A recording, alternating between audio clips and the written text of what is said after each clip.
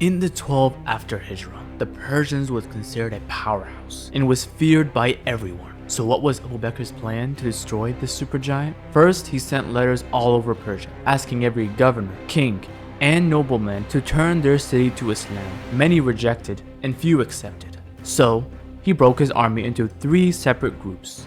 The first army was under the leadership of Khalid ibn Walid and was instructed to go to the border called Ablah at the southwest border. The second army was under the leadership of Iyad ibn Ghannam and was instructed to go to Al-Musayyah at the northwest border. Third army was under the leadership of Al-Muthanna ibn Haritha. Abu Bakr sent instructions to both Khalid ibn Walid and Iyad ibn Ghannam to push towards Al-Hira. Once you meet in Al-Hira, one of the armies should provide protections to the Muslims and companions in Al-Hira, while the other will attack the enemy of Allah in their capital city, while Al-Muthanna ibn Haritha was in charge of his own clan and provided support. This strategy to close on the enemy from both the front and behind is a common fighting strategy and never fails, because it scares and confuses the enemy, preventing them from having a safe place to run or breathe. Al-Hira was an important place to target too, because this is where all trading routes meet. So if you close the supplies from the Persian army would be defenseless.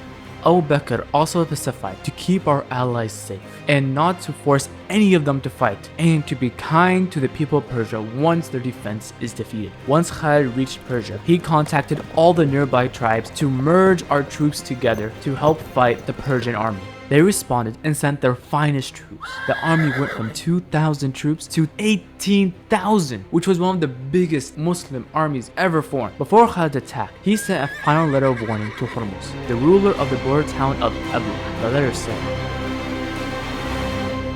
"Become Muslim and you will be safe, or put yourself and your people under the protection of the Muslims by paying jizya. Otherwise, you can only blame yourself. I have came to you with people who do not fear death."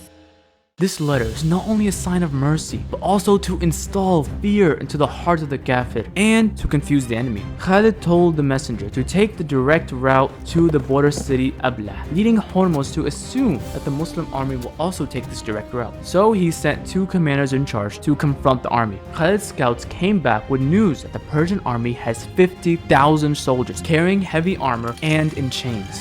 The chains were used as a manifestation of the suicidal courage, confirming the soldiers' willingness to die on the battlefield rather than seek safety in flight. They also lessened the danger of breakthrough by enemy cavalry. As with the men linked together in chains, it was not easy for cavalry groups to knock down a few men and create a gap for penetration. And since the Persian army was organized and trained for the set-piece battle, this tactic enabled it to stand like a rock in the face of enemy assault. But the chains had one major drawback. In case of defeat, the men were incapable of withdrawal. For them, the chains acted as extra weight. So Khalid devised a plan to tire the enemy forces out. So Khalid decided to split his army into 3 groups, instructing them to take different routes to the city of Hudair, making the scouts confused with which route the Muslim army is and where they are. Once the enemy scouts noticed that the Muslim army has marched to Al-Hudair, the enemy army had to march back to Al-Hudair. Once the Muslim scouts found the Persian army marching to Al-Hudair, Khalid moved the Muslim army again towards the Persian Gulf in a city called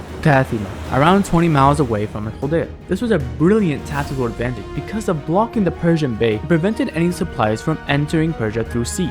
When the Persians finally came with a river of sweat and tears, the Arabs said, "You have bound yourselves for the enemy.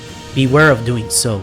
To this, the Persian retorted, "We can see that you wish to be free to run." Khalid ordered, "Dismount your camels. By my faith, the water will go to whichever army is more steadfast and more deserving."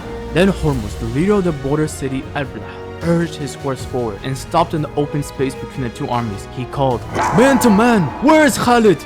From the Muslim ranks, Khalid rode out and stopped a few paces from Hormuz. The 2 armies watched in silence as these redoubtable champions prepared to fight. But Hormuz was scheming. He instructed his top men that he would engage with Khalid in single combat, but at the appropriate time, he will call to the men and they would dash out, surrounding Khalid and killing him. They began their duel with swords and shields, each trading blows with a whistle in the air and a cut in the wind, each trying to outmaneuver the other. But Hormuz started his plan. He dropped his sword and challenged Khalid to a fistfight. So Khalid dropped his sword. As they came closer to start the final phase of their duel, Hormuz singled his troops to surround Khalid and kill him. Khalid grabbed Hormuz and began to whirl his adversary round and round, this making it impossible for the Persian to strike at him. A storm of sound arose over the battlefield as the two armies shouted, one with delight and the other with dismay. Then the Muslim army raced to support Khalid. The war has begun. The battlefield rang with galloping horses, clashing swords, and the screams of their enemies. But Khalid focused on finishing his duel. Khalid jumped from enemy to enemy, chasing Hormuz with death in his eyes. Hormuz was filled with fear and started to run, but he knew there was no running from Khalid ibn Walid. Khalid jumped on him and stabbed him right in the heart. The Muslim army kept on fighting with superior skill and courage. The fatigue of the Persian army began to tell, and after several attempts, the Muslims succeeded in breaking the Persians' front lines. Sensing defeat, the Persian general commanded the wings to withdraw and began to pull their men back. This led to a general retreat, and as the Muslims struck more fiercely, the retreat turned into a riot. Most of the Persians who were not chained managed to escape, but those who were chained found their chains a death trap. Unable to move fast, they fell an easy prey to the victorious Muslims. The first battle with the power Persians was over. It had ended in an overwhelming victory for the Muslims.